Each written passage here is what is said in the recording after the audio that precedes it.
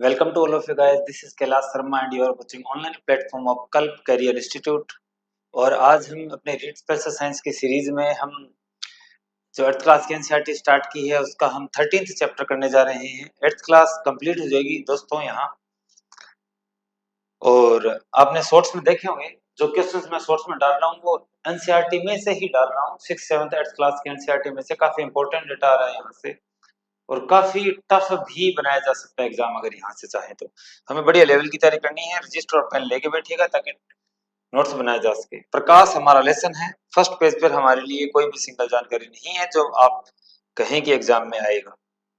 दूसरा, यहाँ प्रावर्तन के बारे में दे रखा है। प्रावर्तन में हम बेसिक सा देख लेते हैं कि जब कोई एक चमकीली सतह पर कोई समुद्र सरफेस हो उसके ऊपर कोई एक किरण आए आपतित हो तो वापस उसी दिशा और उसी माध्यम में लौट जाए। दिशा मतलब इसके उस तरफ वाला नहीं, इस तरफ, और इसी माध्यम में, ये वायु में से आ रहा है तो वायु में ही लौटेगी।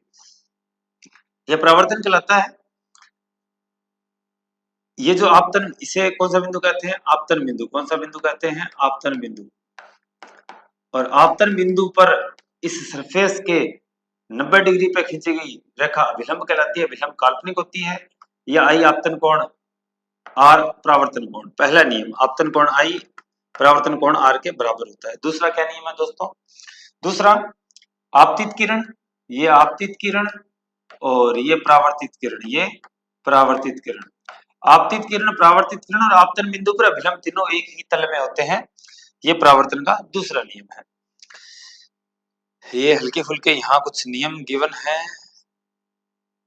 ये हम पढ़ चुके हैं, इसकी मैं बात कर चुका हूं। अब आते हैं यहाँ। परावर्तन जो है वो इस तरह से दो तरह का दिखाई दे सकता है आपको। एक तो हो गया विसरित और एक हो गया नियमित। अगर सरफेस क्या हो, समुद्र हो, तो इस तरह का परावर्तन मिलेगा, नियमित। और अगर रफ हो तो इस तरह का परावर्तन मिलेगा, इसे बोलते हैं विसरित परावर्तन बोलते हैं।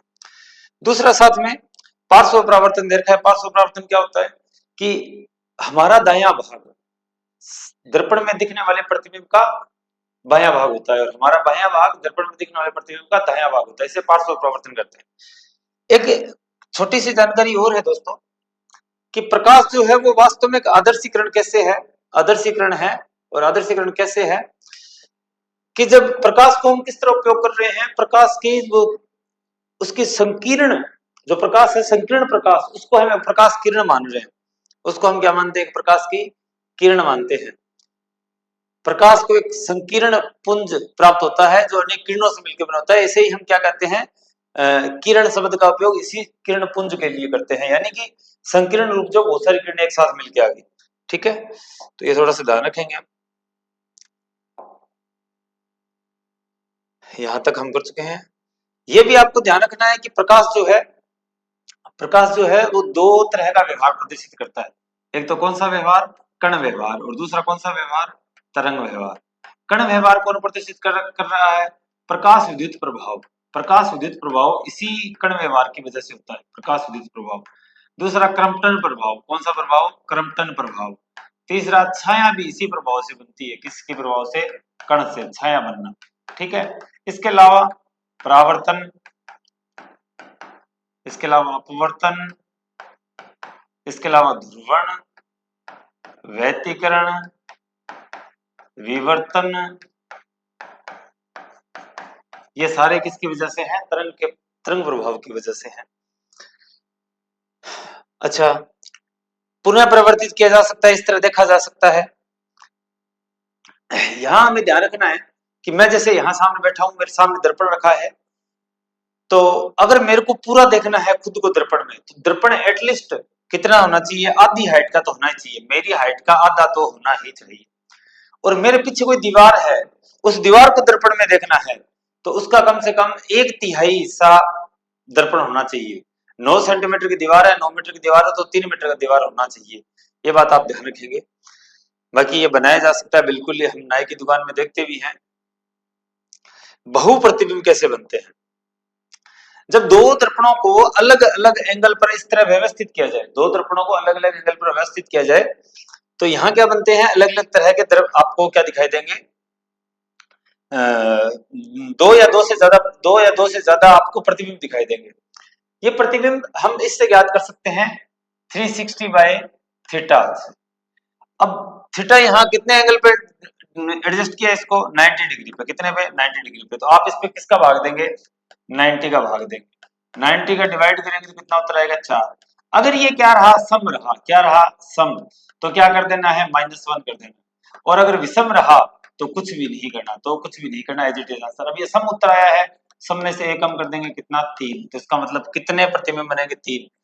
1 2 3, ये आप याद रखेंगे, ठीक है। बहुमूर्तिदर्शी कैलाइडोस्कोप, कैलाइडोस्कोप का उपयोग किस लिए किया जाता है, 3 कांच की पट्टियां लगानी, बॉक्स में बंद करनी, एक तरफ से होल रखना देखने के लिए, दूसरी तरफ से एक सीट लगा देना प्लास्टिक, उसके ऊपर कुछ चूड़ी के टुकड़े लगा देना और उसको फिर बंद कर देना, ताकि अलग अलग आपको पैटर्न दिखाई दे, अलग अलग आपको पैटर्न दिखाई दे, इसे कहते हैं बहुमूर्तिदर्शी।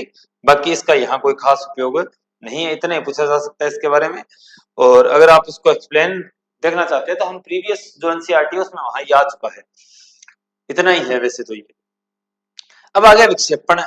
विक्षेपण क्या होता है, विक्षेपण होता है प्रकाश जो होता है, प्रकाश वास्तव में 7 रंगों का मिश्रण होता है, प्रकाश 7 रंगों का मिश्रण होता है। जब हम प्रिज्म में से प्रकाश को गुजारते हैं, ये प्रिज्म रहा, जब प्रिज्म में से प्रकाश को गुजारते हैं तो ये 7 रंगों में विभक्त हो जाता है। कितने रंगों में विभक्त हो जाता है, विभक्त हो जाता है 7 रंगों में।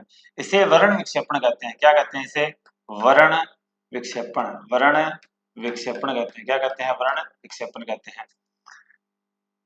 समझ में आ गया होगा। और ये पैटर्न जो है वो कौन सा पैटर्न है, VIBGYOR, red, orange, yellow, green, blue, indigo, violet, ठीक है। इस तरह के कलर आपको मिलते हैं। रेड कलर सबसे कम अपवर्तित होता है, इसकी तरंग दैर्ध्य सबसे ज्यादा होती है। उसके बाद हम बात करते हैं आंख की, इसके बाद करते हैं हल्की फुल्की आंख की। आप अपने साथी की आंख देखें, ये वाला पोर्शन, ठीक है, ये व्हाइट वाला तो पड़ा ही रहने दो। अब इसमें भी एक बीच वाला ये होल दिखाई दे रहा है। अब इस होल, बीच वाला होल जो है, इसे हम क्या कहते हैं, पुतली कहते हैं। हम क्या कहते हैं, पुतली कहते हैं। बीच वाला होल जो है इसे क्या कहेंगे, पुतली कहेंगे। और ये जो पुतली के अलावा बाकी जो चारों हिस्सा रह गया इस सर्किल के अंदर, इसे हम क्या कहते हैं, परितारिका। क्या कहते हैं, परितारिका कहते हैं। क्या कहते हैं, परितारिका। पहली बात तो ये कि आंख का रंग कैसा है, ये परितारिका निर्धारित करती है। आंख का रंग कौन निर्धारित करती है, परितारिका निर्धारित करती है। विशिष्ट रंग प्रदान करती है। किसी व्यक्ति के नेत्र हरे हैं तो वास्तव में परितारिका के रंग की ही बात कर रहे हैं, ये समझ में आना चाहिए आपको। दूसरी बात, ये परितारिका इस पुतली के साइज को नियंत्रित करती है। पुतली के साइज को परितारिका से नियंत्रित किया जाता है, ये याद रख लेना।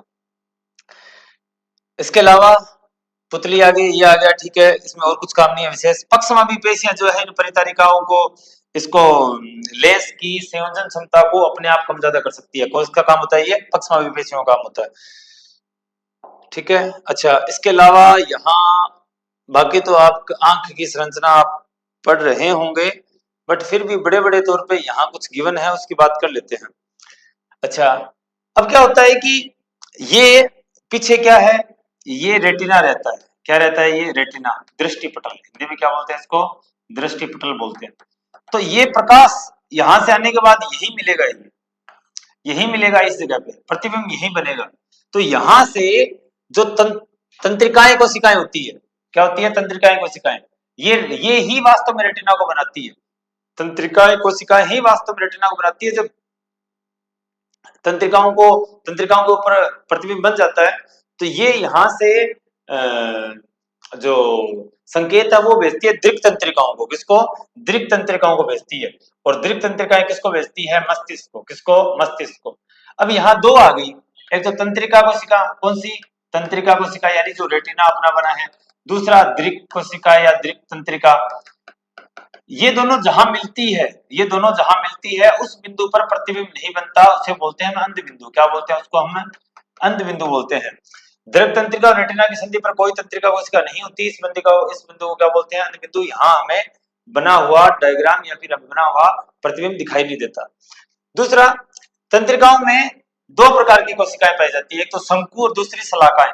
शंकु तीव्र प्रकाश के लिए, जो ज्यादा प्रकाश को उसके लिए सेंसिबल है, और शलाकाएं मंद प्रकाश के लिए ज्यादा सेंसिबल है। अब जैसे कि हम बात करें, उल्लू की बात करें, अब उल्लू दिन में दिखाई नहीं देता, उल्लू रात में दिखाई देता है। रात में मंद प्रकाश होता है, इसको रात में दिखाई देता है। तो रात में क्या होता है, मंद प्रकाश होता है। मंद प्रकाश है तो इसका मतलब इसमें कौन ज्यादा प्रभावी होगा? शलाकाएं ज्यादा प्रभावी होगी। कौन होगी? शलाकाएं ज्यादा प्रभावी होगी। इसका मतलब इसमें शंकु बहुत ही कम होते हैं। इस बात को हम बता सकते हैं इस तरह। चलिए हम आगे बढ़ते हैं। आंख के बारे में दो चार बढ़िया जानकारियां यहाँ दी गई थी, स्पष्ट एज इट इज। अच्छा, प्रतिबिंब हमारी आंखों से हट गया, वस्तु हट गई, प्रतिबिंब हट गया, लेकिन इसका 1/16 सेकंड तक हमारी आंखों में प्रभाव बना रहता है। इसका मतलब अगर 1 सेकंड में 16 से ज्यादा अगर प्रतिबिंब बनाए जाए तो वो वस्तु हमें क्या दिखाई देगी? चलती फिरती अनुभव होगी। क्या दिखाई देगी? चलती फिरती। अब जैसे मैं आपको चलता फिरता दिखाई दे रहा हूं, तो इसका कारण ये है कि इसके प्रतिबिंब जो बन रहे हैं वो कैमरे ने सेटिंग कर ली कि 1 सेकंड में 16 से ज्यादा, लगभग 24, लगभग कितने? 24 प्रतिबिंब बनते हैं आपके 1 सेकंड में। 1/16 सेकंड तक इसका प्रभाव बना रहता है। 24 प्रतिबिंब, 24 प्रतिबिंब प्रति सेकंड, 16 प्रति सेकंड की दर से अधिक है ये। ठीक है, 24 बनते हैं, लगभग 24 बनते हैं। 16 सेकंड तक, 1/16 सेकंड तक प्रभाव बना रहता है। मोतियाबिंद विकसित हो जाता है वगैरह वगैरह, कृत्रिम लेंस लगाया जाता है। आंखों की देखभाल ढंग से करो भाई, अगर दिखना बंद हो गया तो सारी चीजें गड़बड़ जाएगी। अच्छा, केकड़ा पीछे से देख सकता है, बहुत छोटे होते हैं पर एरिया ज्यादा क्रॉस करते हैं। उल्लू रात में भलीभांति देख सकता है, इसका मतलब इसमें क्या होती है? शलाकाएं ज्यादा विकसित होती है। इसी के साथ साथ इसकी रेटिना में बड़ी संख्या में शलाकाएं होती है, केवल कुछ ही शंकु होते हैं। जो दिन में देखते हैं उनमें शंकु अधिक होते हैं और शलाकाएं कम होते हैं। ठीक है, अब इसको देख लीजिएगा, ये दिखा रखा है इसने। फूल गोभी, विटामिन ए, अंडे, दूध, दही खाओ भाई और आंखें बढ़िया करो। आंखें बढ़िया है तो संसार रंग बिरंगा है। अच्छा, एक यहाँ ब्रेल पत्ती में कुल कितने बिंदु होते हैं? 63। कितने होते हैं? 63 बिंदु होते हैं। ठीक है, नेक्स्ट, एक महिला है हेलन केलर, बहुत बड़ा नाम है, आंखों से अंधी थी। इनकी बुक है स्टोरी ऑफ माय लाइफ, काफी इंस्पिरेशन वाली बुक है, काफी मोटिवेशन वाली बुक है। अगर मौका मिले तो जरूर पढ़ना। पहले तो रीड की तैयारी कर लेते हैं, फिर ही पढ़ते हैं। और तो दोस्तों, अपना जो चैप्टर है वो कंप्लीट होता है, इसी के साथ अपनी 8th क्लास भी कंप्लीट होती है, और कुछ भी इसमें गिवन नहीं है। बस यही है, परावर्तन के नियम बताइए वगैरह वगैरह, मानव नेत्र का नामांकित चित्र बनाइए, कैलेडोस्कोप की रचना का वर्णन कीजिए। ऐसा प्रश्न रीट में नहीं आता।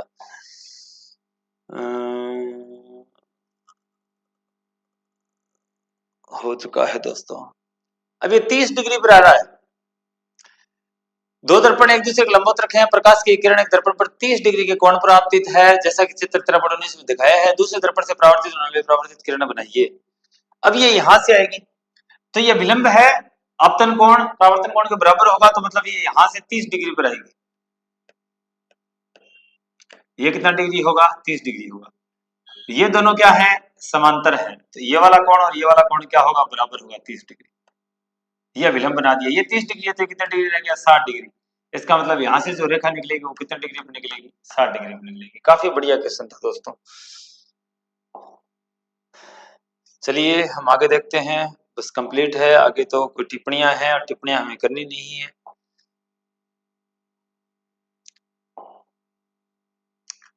टिप्पणियां कंप्लीट है दोस्तों, यानी 8th क्लास भी कंप्लीट है। मैं उम्मीद करता हूं कि आप लोगों ने प्रॉपर नोट्स बना लिए होंगे। Completely time to time revision करते रहिएगा ताकि एनसीईआरटी आपका सिलेक्शन जो हो इंश्योर कर पाए। चलिए दोस्तों, मिलते हैं नेक्स्ट वीडियो में, तब तक के लिए जय श्री राम, धन्यवाद। चैनल को लाइक कीजिएगा, शेयर कीजिएगा, सब्सक्राइब कीजिएगा।